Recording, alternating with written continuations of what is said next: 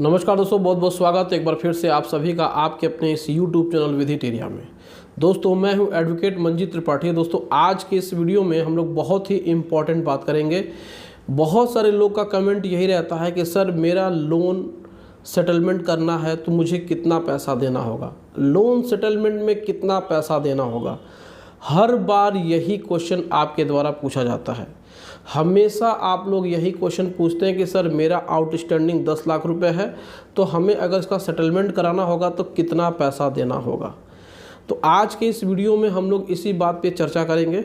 आज के डेट में लोन डिफ़ॉल्ट होना नई बात नहीं है, लेकिन उस लोन डिफ़ॉल्ट होने के बाद आप जब उसका सेटलमेंट कराना चाहते हैं तो आपको कितना पैसा देना होता है, यही आपके मन में एक दुविधा होती है। देखिए क्या है कि आपके पास अगर फंड नहीं है और बैंक आपके साथ सेटलमेंट करने के लिए तैयार रहता है तो आपके मन में बहुत सारे प्रश्न उठते रहते हैं। ऐसे प्रश्न होते हैं कि कैसे हम सेटलमेंट करें, बैंक किस प्रकार से हमसे बात करेगा, क्या हमें एक साथ पैसा देना होगा, हमें कितना पैसा देना होगा। ये तमाम जो प्रश्न हैं वो आपके मन में घूमते रहते हैं। तो आज इन्हीं प्रश्नों का उत्तर लेकर के मैं आप लोगों के बीच में आज आया हूँ।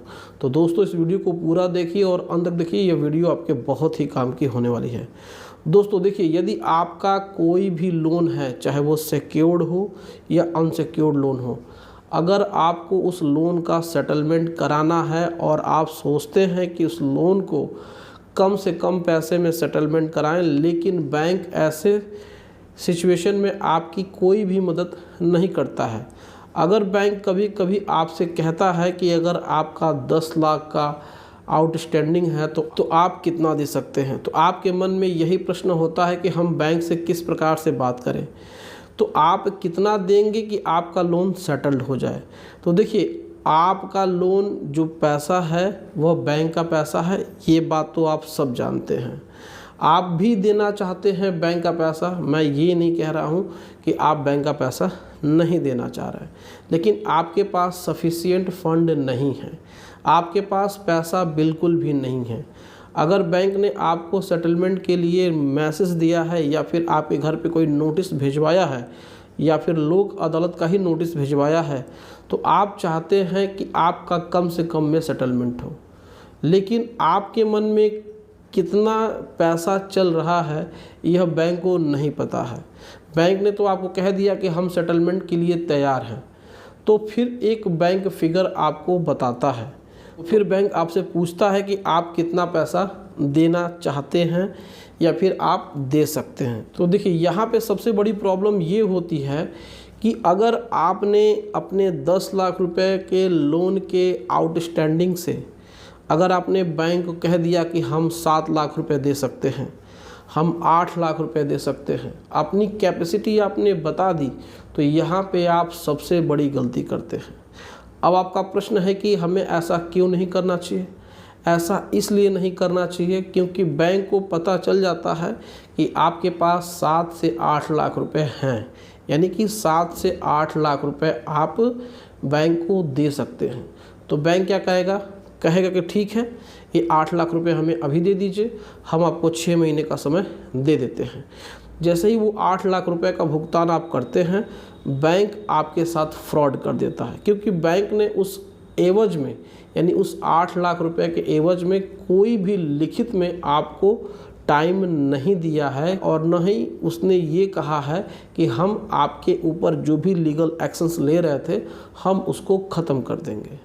तो इस प्रकार से बैंक कर्जदारों से पैसा वसूलते हैं। तो हमेशा आप याद रखिए कि आपको बैंक को कभी नहीं बताना है कि आप कितना पैसा दे सकते हैं। दूसरी बात जो आप लोग की इम्पॉर्टेंट बात होती है कि आपको कितना पैसा देना चाहिए। देखिए ये कोई फिक्स नहीं है कि आप 10 लाख रुपए के आउटस्टैंडिंग में अगर हम कह दें कि 5 लाख में ही सेटलमेंट हो, अगर बैंक ने मना कर दिया कि नहीं हम 8 लाख से नीचे लेंगे ही नहीं, अगर सिक्योर्ड है तो आपके घर बेच देंगे, आपकी प्रॉपर्टी जो नीलाम करने वाली है उसको हम नीलाम कर देंगे, जो बंधक रखी हुई है, जो मॉर्गेज रखी हुई है, तो ऐसे सिचुएशन में आपको बहुत ही सावधानी से बैंक से बात करनी है। तो हमेशा याद रखिए, कभी भी अपनी कैपेसिटी को शो मत करिए, यानी कि बैंक को मत बताइए कि हम अपने लोन में इतना पैसा दे सकते हैं सेटलमेंट में। आप बैंक से ही आग्रह करिए, निवेदन करिए, प्रार्थना करिए, रिक्वेस्ट करिए कि सर आप ही बता दें, यानी जिससे भी आपकी बात हो रही कि आप ही बता दें कि आप कितना में हमारा सेटलमेंट करेंगे। तो वो जो बताएंगे, अगर आपको ऐसा लगता है कि आपके बजट से ज़्यादा है तो आप उनसे रिक्वेस्ट करके उसमें छूट ले सकते हैं। लेकिन दोस्तों, कभी भी बैंक को अपनी कैपेसिटी मत बताइएगा, नहीं तो आपको नुकसान होगा। तो दोस्तों, यह वीडियो आपको अगर पसंद आया है तो इस वीडियो को लाइक ज़रूर कर दीजिएगा, इसे अपने दोस्तों में भी शेयर कर दीजिएगा। दोस्तों, अगर आपको किसी प्रकार की लीगल एडवाइस की ज़रूरत है तो आप स्क्रीन पे दिए हुए व्हाट्सएप नंबर पे संपर्क कर सकते हैं और घर बैठे ही अपने लिए लीगल एडवाइस ले सकते हैं। दोस्तों, ये व्हाट्सएप नंबर है, इस पर कॉलिंग की सुविधा उपलब्ध नहीं है। तो दोस्तों, वीडियो अच्छा लगा हो तो वीडियो को लाइक ज़रूर करिएगा, हमारे चैनल को सब्सक्राइब करके हमें सपोर्ट ज़रूर प्रदान करिएगा। तो दोस्तों, मिलते हैं अगली वीडियो में एक नए टॉपिक के साथ। तब तक आप अपना और अपने पूरे परिवार का ध्यान ज़रूर रखिएगा। Thank you so much. जय हिंद दोस्तों।